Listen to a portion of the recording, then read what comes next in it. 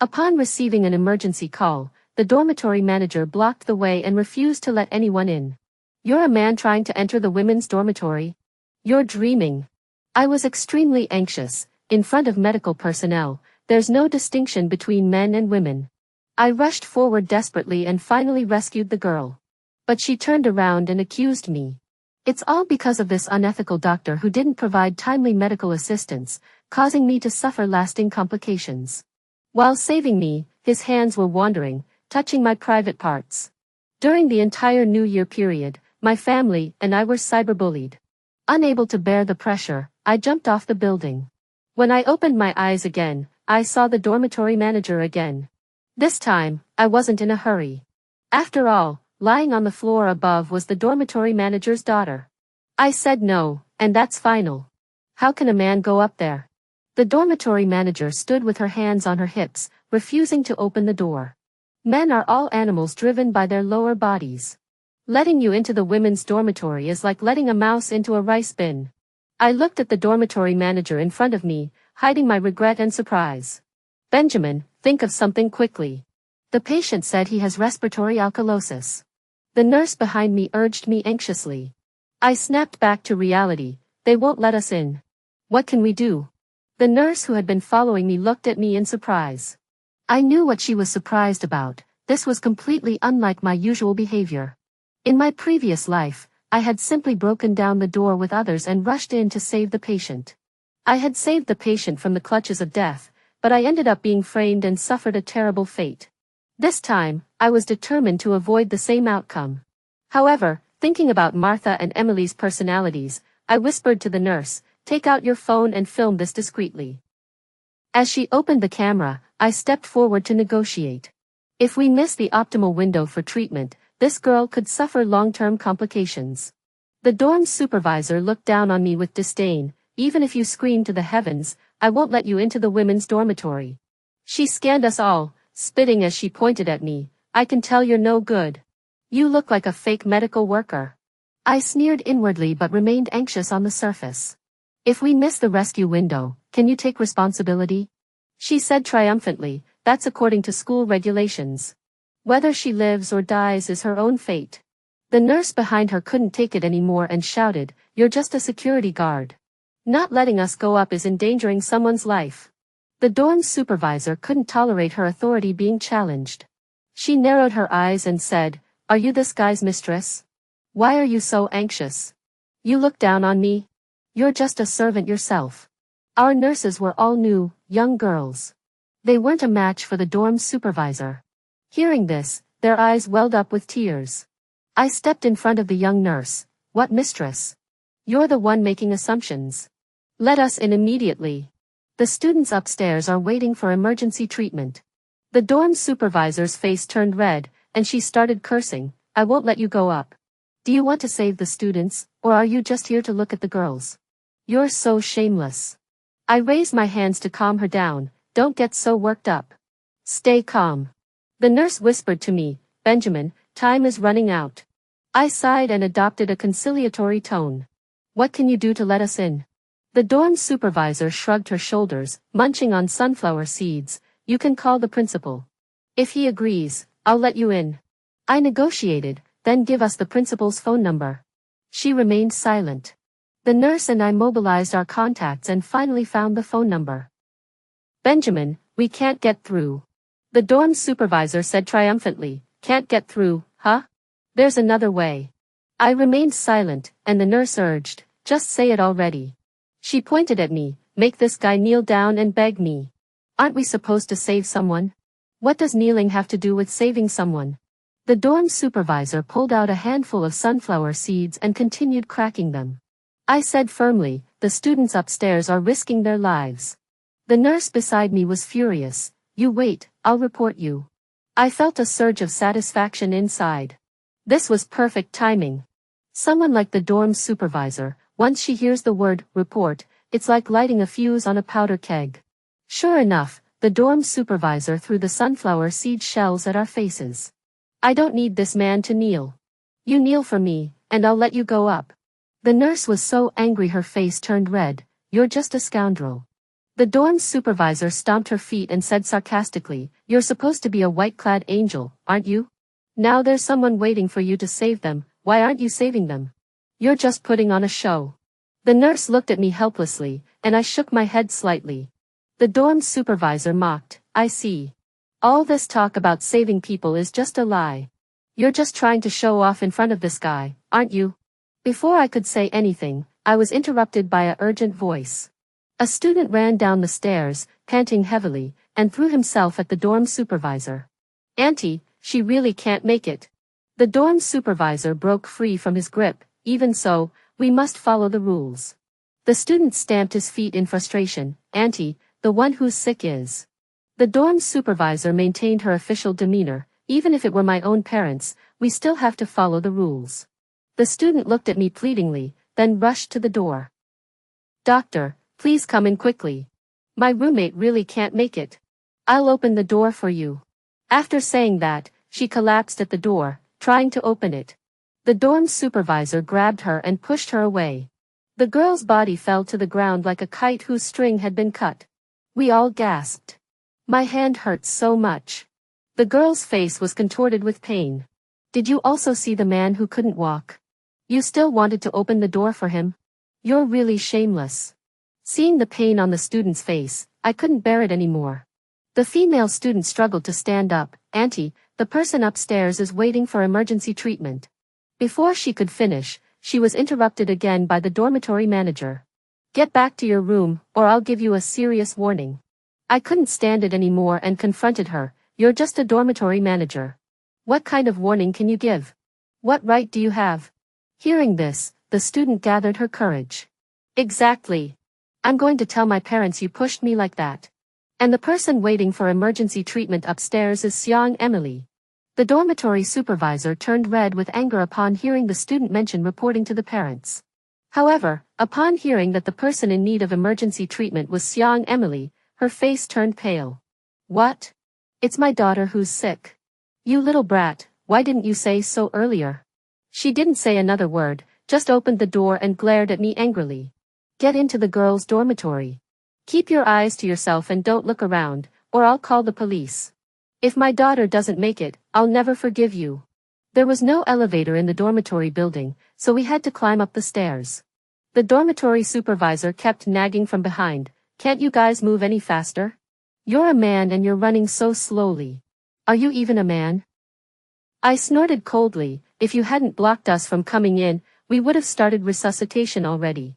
You're the one responsible. If you really wanted to save my daughter, you would have knelt down begging me. You're not genuinely trying to save her. How dare you call yourselves doctors and nurses?" The dormitory was on the 7th floor, and I was already out of breath from the climb. I didn't have the energy to deal with her anymore. Fortunately, everything she said and did had been recorded. This time, I'll see how she tries to manipulate public opinion and cyberbully me. The dormitory door was wide open. I whispered to the nurse, "Don't turn off the camera." The girl lying on the ground was still conscious. Hearing the sound, she weakly opened her eyes and looked at me. "Why is it a male doctor? I want a female doctor." The nurse tried to persuade her. "Young lady, your condition is very serious." I said firmly, "In the eyes of doctors, there are only patients, no gender. I don't even have a boyfriend yet. How can a male doctor touch me?" The dormitory manager, an elderly woman, said anxiously, "Oh my, daughter, stop talking."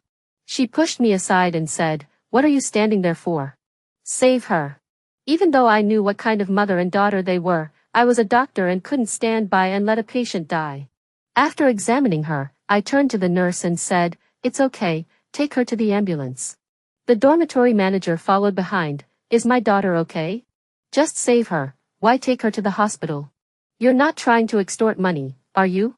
I stopped in my tracks. "She's out of danger now, but we need to monitor her further." She muttered under her breath, "I know what you're up to, you just want us to spend more money." At the hospital, after further examinations, it was confirmed by noon that Emily was fine. The nurse who had accompanied us sighed in relief. "Although it was a bit of a hassle, at least she's out of danger." The dormitory manager was unwilling. "My daughter was fine to begin with. You insisted on bringing her to the hospital just to make me spend more money. I want to be discharged." I signaled to the nurse to continue recording, and after she nodded, I spoke. Keeping the patient hospitalized is to ensure she is completely out of danger. If you want to discharge her now, you must sign a liability waiver. The dormitory manager refused immediately. Liability waiver? I won't sign it. I responded professionally, then she must remain under observation for another week. The dormitory manager lay down on the ground and shouted loudly, "This hospital is bullying people." Soon, a crowd gathered. Seeing people coming, the dormitory manager became even more aggressive. "This hospital is extorting money. My daughter wants to leave, but they won't let her." Could I let her twist the facts like that? I looked around and said loudly, "According to regulations, you must stay for a full week. This is for the patient's own good." The woman scrambled to her feet, lowered her head, and bumped into me. What nonsense. They just want money. I let her bump into me without touching her. "You can leave if you sign the liability waiver." The crowd around us chimed in, "That's right, you have to follow the rules. If you don't sign the waiver, who will be responsible if something happens?" I held the waiver in front of the dormitory manager and said slowly, "Auntie, aren't you the one who values the rules the most? Sign it." The dormitory manager glared at me, snatched the waiver, tore it into pieces, and threw it up in the air. "I won't sign it." The main character left, and the crowd dispersed. After the nurse sent me the video, she asked worriedly, "Benjamin, won't that old lady cause trouble again?" I sneered, "Just wait and see." Sure enough, the next day, the nurse rushed to me, "Benjamin, that dormitory manager ran away with her daughter." I wasn't surprised by what that mother and daughter did. "Have the fees been paid in full?" The nurse checked and angrily said, "There's still 500 missing." I transferred 500 directly. "I'll settle it for her." After the nurse finished the transaction, she sincerely said, "Benjamin, you're too kind." I smiled slightly without saying a word. It's not that I'm stupid or have too much money. This 500 and those videos are all for my future use. After waiting for a few days, the mother and daughter didn't show up, and I thought they wouldn't come back. Just as I was feeling disappointed that the videos I prepared wouldn't be useful, the nurse rushed in, out of breath. "Benjamin, come out quickly. The dormitory manager is causing a scene." I put down the medical records and ran out. The entrance hall was crowded with people. The dormitory manager's voice could be heard from 2 miles away. "My daughter was treated by this quack doctor, and now she has complications. Look at my daughter, she used to be full of energy, and now she's so haggard." The crowd began to discuss the matter and pull out their phones to record the scene. "Call security to maintain order." After I spoke, I pushed my way through the crowd. "Everyone step aside." The dorm supervisor spotted me and charged toward me. One hand grabbed my collar, and the other swung toward my face, knocking my glasses off. "Quack doctor. My daughter has complications after coming home." The crowd angrily shouted, "What kind of quack doctor is this?" I broke free. "Let's talk this out. If you touch me again, I'll call the police." The dormitory manager grew more aggressive. "Everyone, look at this unethical doctor. My daughter is now drowsy all day long." She continued crying, "My daughter is still in college. What will she do now?" Emily stood beside her, saying nothing, only quietly sobbing. I almost wanted to clap for this mother and daughter, one calm, one emotional. The effect was perfect. The people around us heard this and looked at me with hostile eyes. I looked innocent. "I told you to observe her for a few more days, but you wouldn't listen." The dormitory manager paused for a moment, then said confidently, "You're a doctor. Don't you have your own judgment? I'm just an ordinary person. I don't understand, and you don't either." What a mess. The onlookers chimed in. "Exactly, doctors should persuade patients not to leave the hospital. I'm the best at reading faces. This doctor doesn't look trustworthy." I clenched my fists, trying not to get angry. There were so many people speaking without knowing the truth.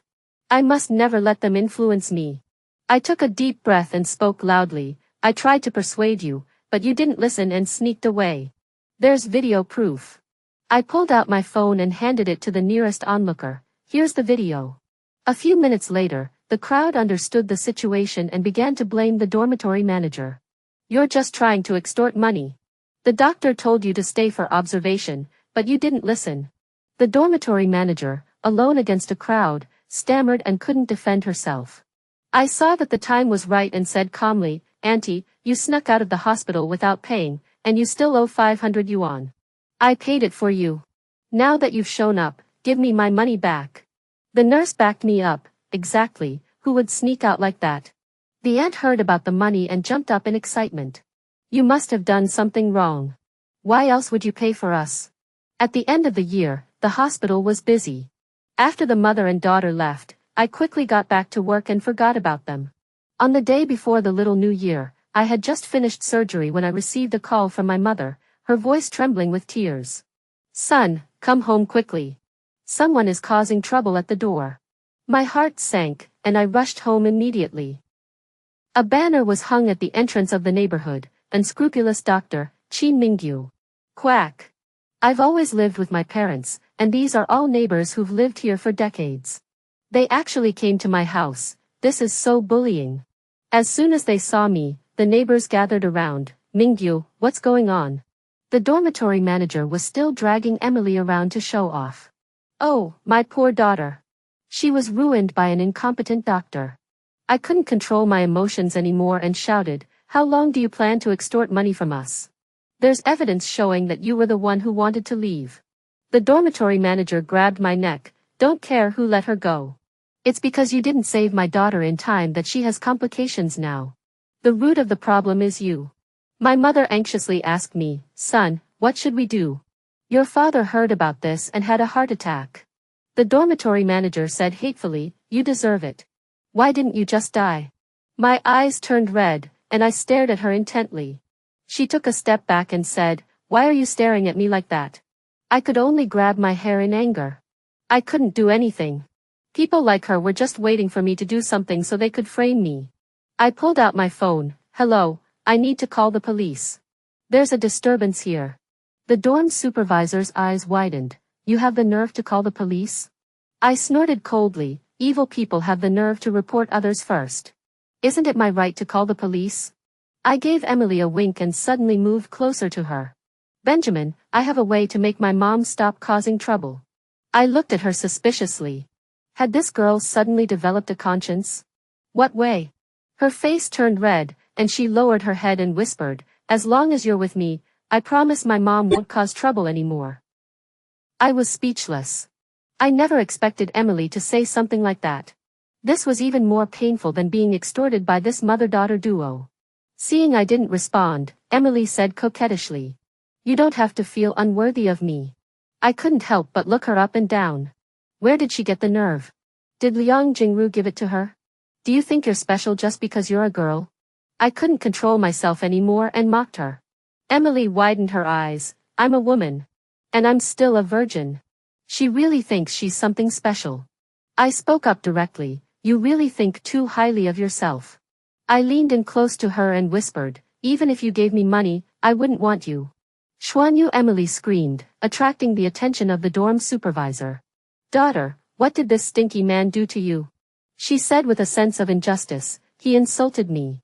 The police arrived just then. "Who called the police?" I stepped forward and explained the whole situation. This mother and daughter were trying to extort money from me. They caused a scene at the hospital and then came to my house. The dorm supervisor jumped up. "How did I extort money from you? My daughter has complications from the incident. Everyone, judge for yourselves.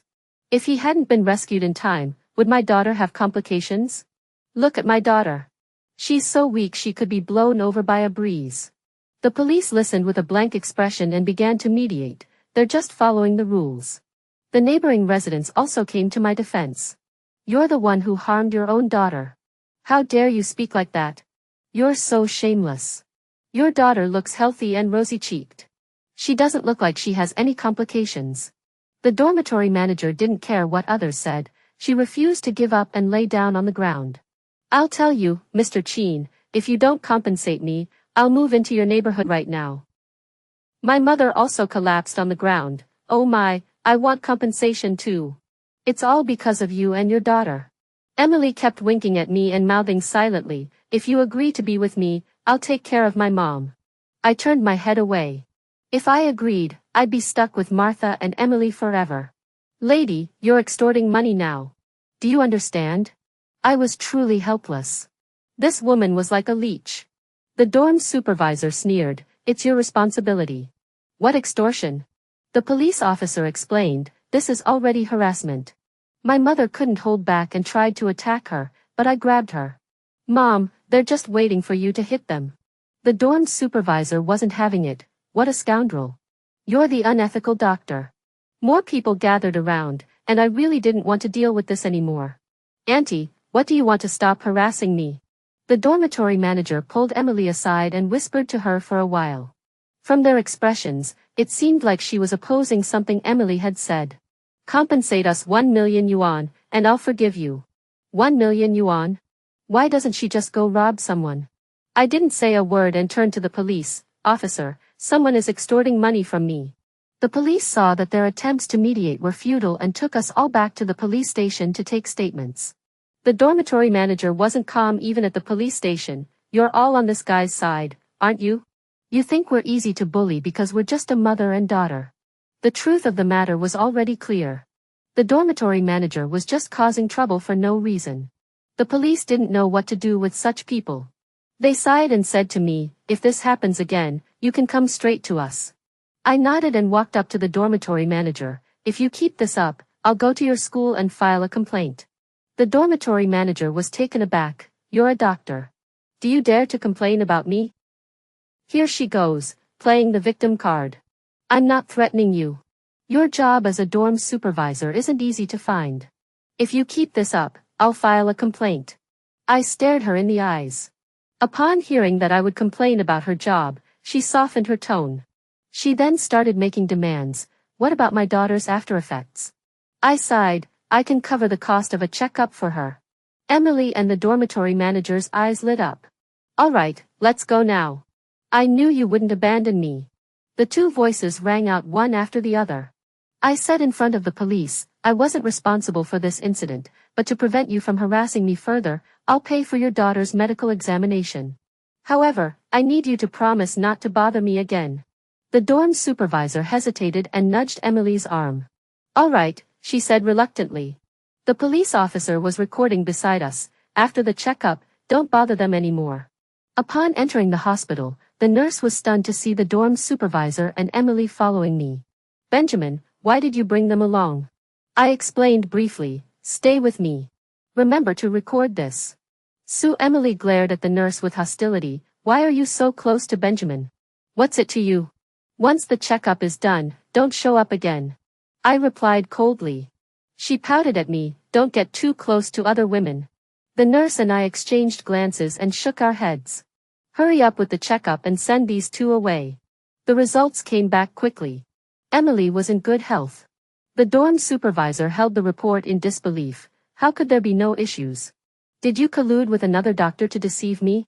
Sure enough, another complication arose. "You can go to another hospital for another checkup, but you'll have to cover the costs yourself." Upon hearing "out of pocket," the dorm supervisor shook her head hurriedly. "That's not acceptable." I didn't bother arguing with her. "The police have already filed a report. Your daughter has no lasting effects now. If you keep causing trouble, I'll file a complaint with your school." The dorm supervisor looked embarrassed and dragged Emily away. Just as they were about to leave, Emily ran back. "Benjamin, I know you're concerned about my health." I quickly stepped back. "I'm not concerned about your health. I'm worried you two will keep bothering me." Emily continued. "You already touched me. You have to be my boyfriend."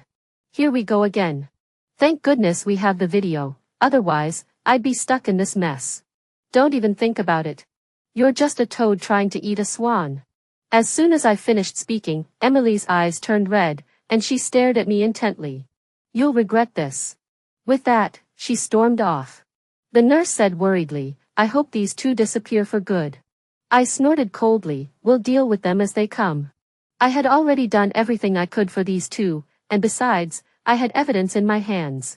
After the little new year, it was soon the day before the spring festival.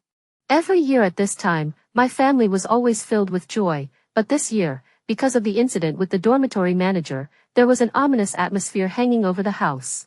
My mother asked worriedly, "Son, do you think that mother and daughter will come out again? Those two really know how to extort people." My father was still furious upon hearing this. I stared intently at my phone, waiting for the incoming message. I'm on the roof of your house. If you don't come out to meet me, I'll jump off live on stream. Don't lie to me, I said, not quite believing her. But the next second, a photo popped up. It was a selfie she took of herself on the roof. I couldn't sit still anymore and jumped to my feet. Son, what's wrong? My mom was startled and asked worriedly. I didn't have time to speak. I immediately called the police. Hello, someone is about to jump off a building. Someone was about to jump off a building. This was a major incident. The police arrived quickly, but I didn't follow them upstairs. I clicked into the live stream Emily had sent me. In the video, she was facing the camera, saying nothing. When she heard the sound of movement at the rooftop door, she turned around in surprise, followed by a look of immense disappointment. Where is Chi Mingyu? Why are you here? The police off-camera tried to persuade her, Miss, please come down from the rooftop. It's too dangerous. Emily shouted hoarsely, I won't come down. I want to see Benjamin. The live stream comments were flooding in. Who is Benjamin? It must be related to a romantic relationship. Did he abandon the poor girl? I frowned as I read these comments, feeling angry but helpless. People can say whatever they want, I can't control that. The police were doing their best to calm her down. Don't get so worked up. I'll go find Benjamin right now. Hearing the police say this, Emily calmed down and moved away from the rooftop. At that moment, I also received a call from the police. Even if I didn't want to go, I had to show up in front of so many people. Otherwise, if something happened, everyone would blame me. As soon as I appeared, Emily pointed the camera at me, you finally came. Before I could say anything, she started talking on her own. I'm still a virgin. When you saved me, you touched my body. You should take responsibility for me. Why won't you agree to be with me? By the time she said this, she was already in a frenzy. At that moment, the dormitory manager also arrived on the rooftop and began crying, Benjamin, just agree to marry my daughter. Are you going to stand by and let her die? She then threw herself at me, and I kicked and hit her. The police stopped her and whispered to me, calm her down first. My clothes were torn to shreds, and I managed to swallow my anger.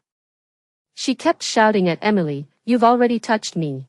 If you don't marry me, I'll kill myself. Then go kill yourself.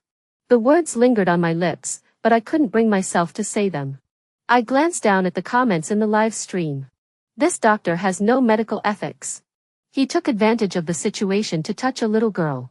He claims patients don't discriminate based on gender, but that's a lie, men are just men. I couldn't help but laugh.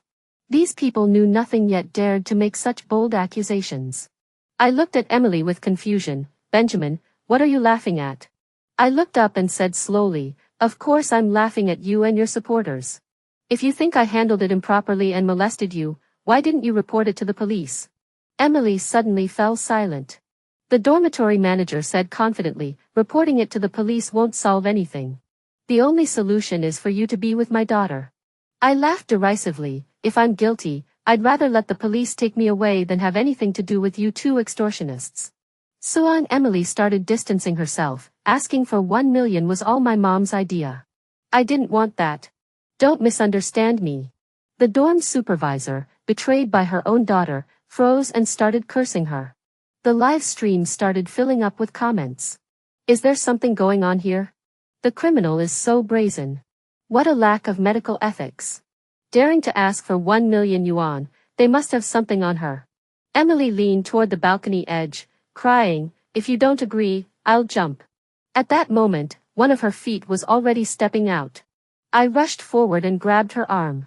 She struggled fiercely, let go of me. What are you doing? The police immediately restrained her, and I seized the phone from her hand, then addressed the live stream. Everything you want to know is in this account. You can check it yourselves. The account I sent was one I had just created, and I had already uploaded the videos I had recorded earlier online. I snatched the phone back from Emily, who was crying and trying to throw herself into my arms. I dodged her, and she stumbled and fell to the ground. That's because you didn't steady yourself. Don't blame me. I was afraid this mother and daughter would blame me again. She glared at me angrily, you're the one who molested me. From the moment I arrived at your dormitory building to when I rescued you, there were surveillance cameras the entire way, and there are witnesses. It's not something you can just accuse me of. Emily bit her lower lip, glared at me for a while, and finally said with tears in her eyes. Would a girl like me risk her reputation for something like this? Just because you're a girl, you have a reputation? I couldn't understand her way of thinking. Xiang Emily choked up, her face flushing red with anger. The police saw that everything was under control and took us downstairs. As soon as we reached the ground floor, a crowd gathered around us. Oh my God, this mother and daughter are so shameless. They're ruining someone else's reputation. Soon, someone threw rotten eggs at the dormitory manager and Xiang Emily. Xiang Emily screamed and hid in the dormitory manager's arms. The dormitory manager pushed her out. Now you remember I'm your mother? How did you treat me earlier? The mother and daughter started fighting. It was you who wanted money from Benjamin. The dormitory manager didn't back down. The doctor didn't molest you, did he? You just wanted to be with him. The onlookers recorded everything, and Emily's live stream was still active.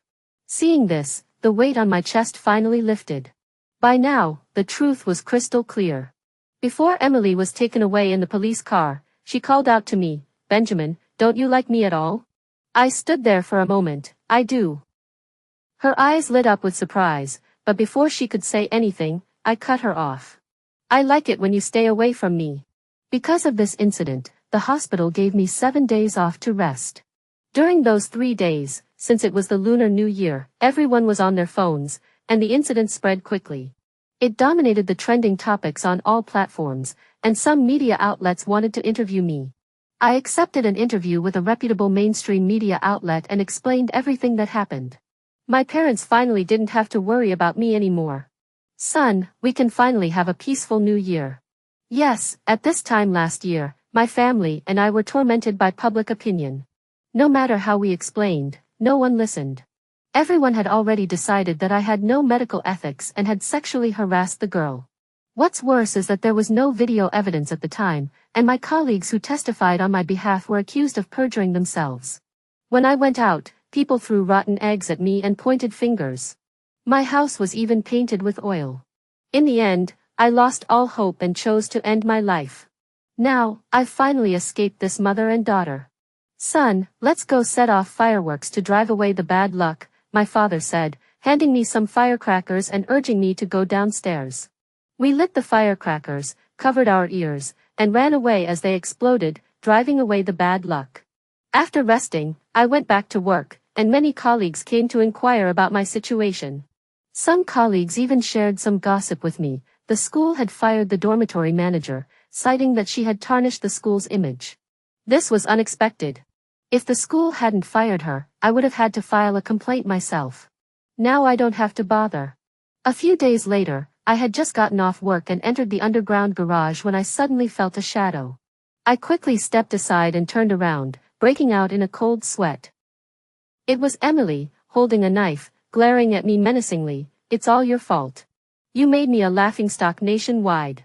With the knife in her hand, I dared not confront her directly. I quickly grabbed my phone to call the police. She took the opportunity to stab at me again. I'll kill you, then I'll kill myself.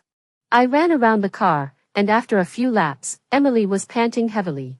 I didn't dare to let my guard down and stayed far away. When the police finally arrived, I finally breathed a sigh of relief. She was going to kill me. Xianyang Emily was sentenced to 10 years in prison, and the dormitory manager no longer cared about her. She left the city. Now, I could finally breathe a sigh of relief.